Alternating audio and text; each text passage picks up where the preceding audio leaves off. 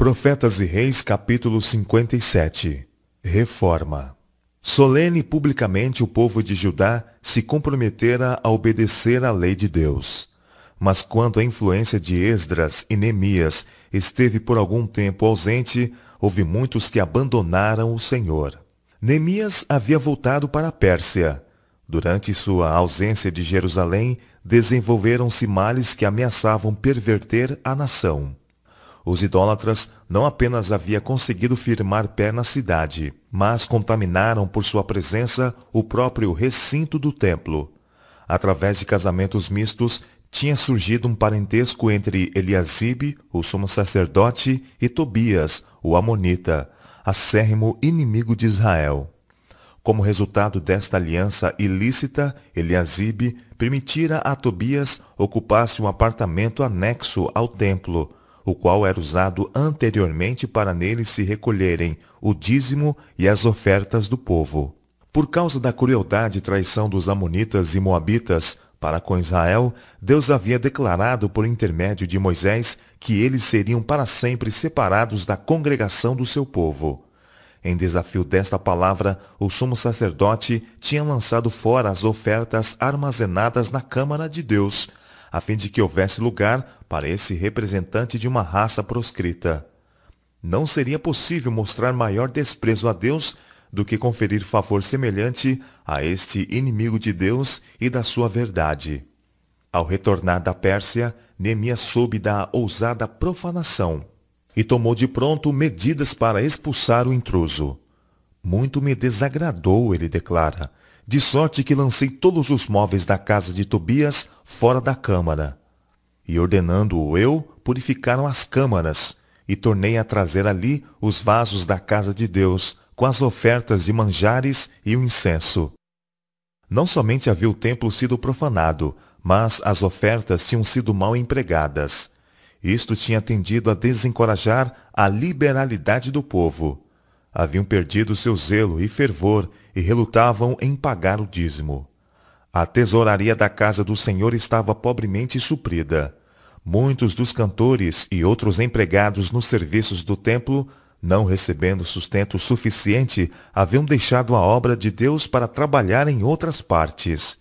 Neemias pôs mãos à obra para corrigir esses abusos. Reuniu todos os que tinham deixado o serviço da casa do Senhor e os restaurou no seu posto.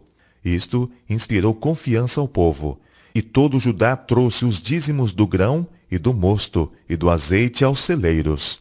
Homens que se tinham achado fiéis foram feitos tesoureiros sobre os celeiros, e se lhes encarregou a eles a distribuição para seus irmãos. Outro resultado do intercâmbio com os idólatras foi a profanação do sábado, o sinal de distinção dos israelitas de todas as outras nações como adoradores do verdadeiro Deus. Neemias verificou que os mercadores pagãos e comerciantes dos países vizinhos que vinham a Jerusalém tinham introduzido muitos dos israelitas a se empenharem em negócios no sábado. Houve alguns que não puderam ser persuadidos a sacrificar o princípio, mas outros transgrediram e se uniram aos pagãos em seus esforços para vencer os escrúpulos dos mais conscienciosos. Muitos ousaram violar o sábado abertamente. Naqueles dias, escreve Neemias, vinham em Judá os que pisavam lagares no sábado e traziam feixes que carregavam sobre jumentos, como também vinho, uvas e figos, e toda a casta de carga que traziam a Jerusalém no dia de sábado. Também tírios habitavam dentro, que traziam feixe e toda a mercadoria que no sábado vendiam aos filhos de Judá em Jerusalém. Este estado de coisas podia ter sido evitado se os chefes tivessem exercido a sua autoridade, mas o desejo de impulsionar os seus próprios interesses tinha os levado a favorecer a impiedade. Neemias destemidamente repreendeu-os por sua negligência do dever. Que mal é este que fazeis profanando o sábado? Ele inquiriu asperamente. Porventura não fizeram vossos pais assim, e nosso Deus não trouxe todo este mal sobre nós e sobre esta cidade? E vós ainda mais acrescentais o ardor de sua ira sobre Israel, profanando o sábado. E ordenou-lhes então que, dando às portas de Jerusalém já sombra antes do sábado, fossem elas fechadas, e não mais se abrissem até passado o sábado. E tendo mais confiança em seus próprios servos do que naqueles que os magistrados de Jerusalém pudessem apontar, ele os estacionou nas portas da cidade, para que as suas ordens fossem executadas. Não dispostos a abandonar os seus propósitos, os negociantes e os vendedores de todas as mercadorias passaram a noite fora de Jerusalém 1 ou 2 vezes, esperando encontrar oportunidade para comerciar, quer com os habitantes da cidade, quer com os do campo. Neemias advertiu-os de que seriam punidos se continuassem a assim proceder.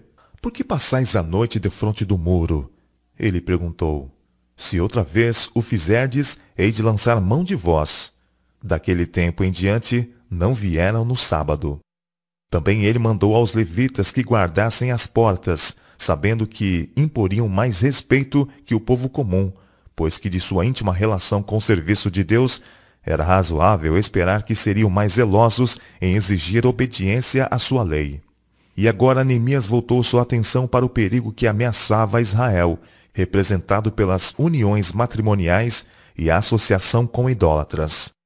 Vi também naquele dia, ele escreve, judeus que tinham casado com mulheres asdoditas, amonitas e moabitas, e seus filhos falavam meio asdodita e não podiam falar judaico, senão segundo a língua de cada povo. Essas alianças ilícitas estavam causando grande confusão em Israel, pois alguns que nelas entraram eram homens de alta posição, chefes a quem o povo tinha o direito de olhar em busca de conselho e exemplo, prevendo a ruína ante a nação se fosse permitido que o mal prosseguisse. Neemias arrazoou fervorosamente com os que erraram. Chamando a atenção para o caso de Salomão, lembrou-lhes que entre todas as nações não tinha havido rei como este homem, a quem Deus tinha dado grande sabedoria. Porém, mulheres idólatras haviam desviado de Deus o seu coração, e seu exemplo havia corrompido Israel. E dar-vos-íamos nós ouvidos? Neemias severamente questionou, para fazermos todo este grande mal? Não dareis mais vossas filhas a seus filhos, e não tomareis mais suas filhas, nem para vossos filhos, nem para vós mesmos.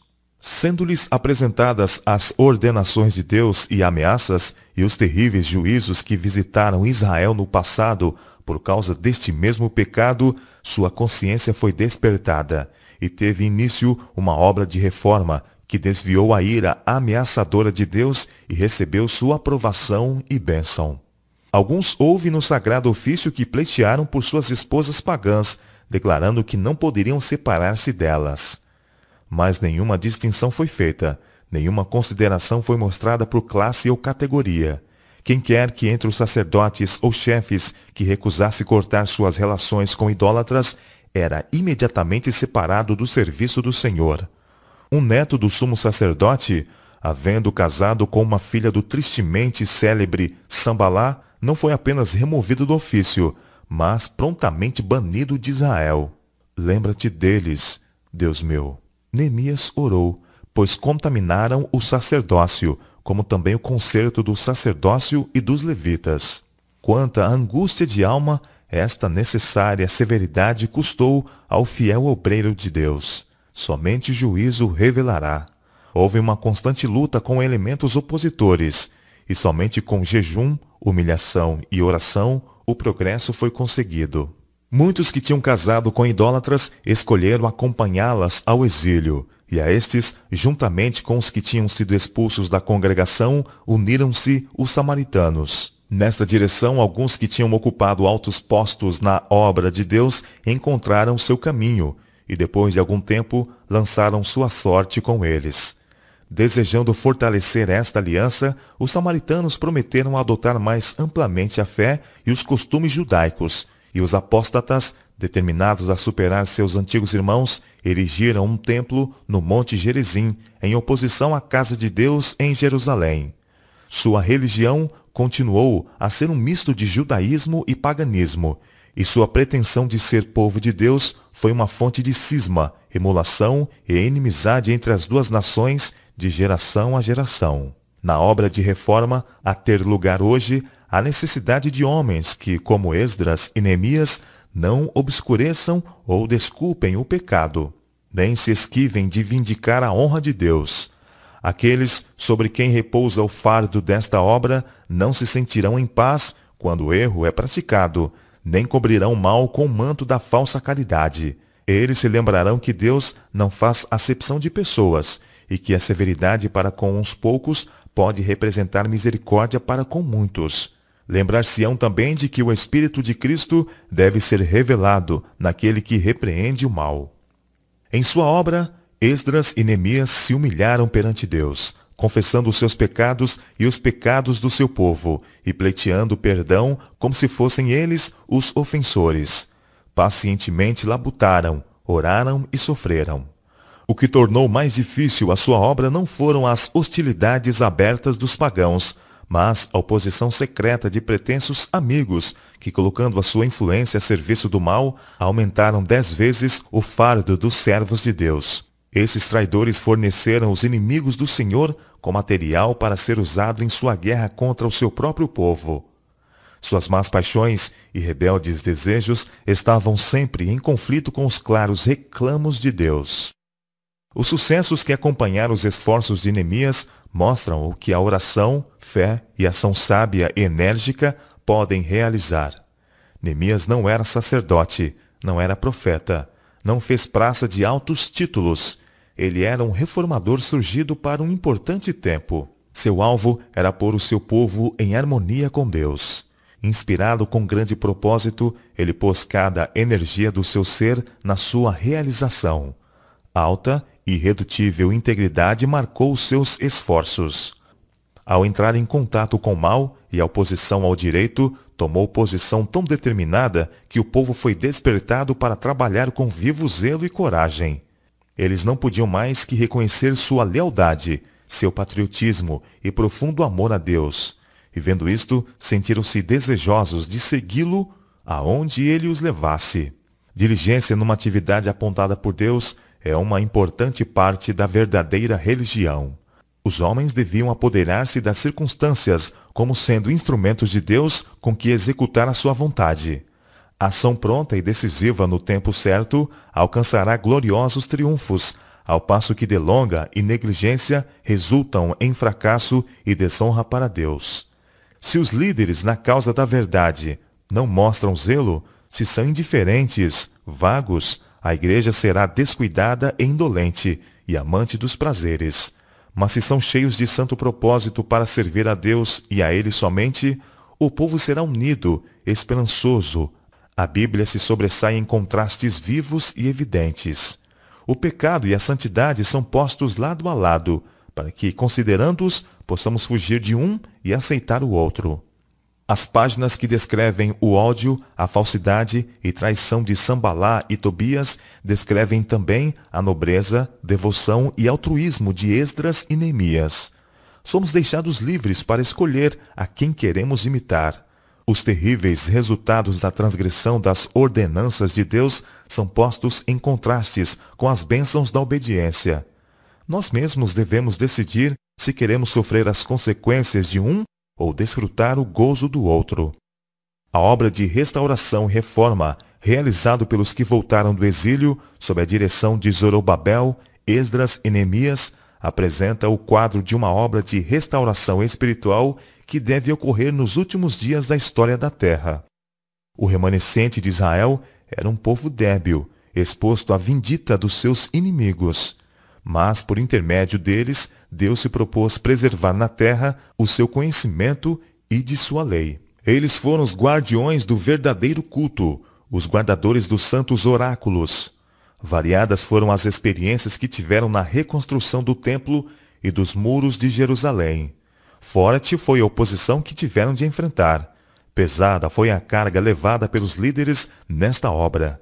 Mas esses homens prosseguiram com inamovível confiança, com humildade de espírito e firmemente estribados em Deus, crendo que ele levaria sua vontade ao triunfo. Como o rei Ezequias, Neemias se chegou ao Senhor e não se apartou após ele, e guardou os mandamentos que o Senhor tinha dado. Assim foi o Senhor com ele. 2 Reis, capítulo 18, versos 6 e 7. A restauração espiritual de que a obra levada a efeito nos dias de Neemias era um símbolo, é esboçada nas palavras de Isaías. Edificarão os lugares antigamente assolados, e restaurarão os de antes destruídos, e renovarão as cidades assoladas. E os que de ti procederem edificarão os lugares antigamente assolados, e levantarás os fundamentos de geração em geração, e chamar-te-ão reparador das roturas, e restaurador de veredas para morar. Isaías capítulo 61, verso 4 e capítulo 52, verso 12. O profeta descreve aqui um povo que, em tempo de geral abandono da verdade e da justiça, está procurando restaurar os princípios que são fundamento do reino de Deus. São os reparadores das brechas que têm sido feitas na lei de Deus. O muro posto em torno dos seus escolhidos para sua proteção, preceitos de justiça, verdade e pureza, cuja obediência é para sua perpétua salvaguarda. Em palavras de iniludível significado, o profeta apresenta a obra específica desse remanescente que edifica o muro. Se desviares o teu pé do sábado e de fazer a tua vontade no meu santo dia, e se chamares ao sábado deleitoso, o santo dia do Senhor, digno de honra, e o honrares não seguindo os teus caminhos, nem pretendendo fazer a tua própria vontade, nem falar as tuas palavras, então te deleitarás no Senhor, e te farei cavalgar sobre as alturas da terra, e te sustentarei com a herança do teu pai Jacó, porque a boca do Senhor o disse. Isaías capítulo 58, versos 13 e 14. No tempo do fim, toda a instituição divina deve ser restaurada. A brecha feita na lei, quando o sábado foi mudado pelo homem, deve ser reparada. O remanescente de Deus, em pé diante do mundo como reformadores, deve mostrar que a lei de Deus é o fundamento de toda a reforma perdurável e que o sábado do quarto mandamento deve permanecer como memorial da criação, uma lembrança constante do poder de Deus. De maneira clara e distinta, devem apresentar a necessidade de obediência a todos os preceitos do Decálogo. Constrangidos pelo amor de Cristo, devem cooperar com ele na reconstrução dos lugares assolados. Devem ser reparadores das roturas e restauradores de veredas para morar.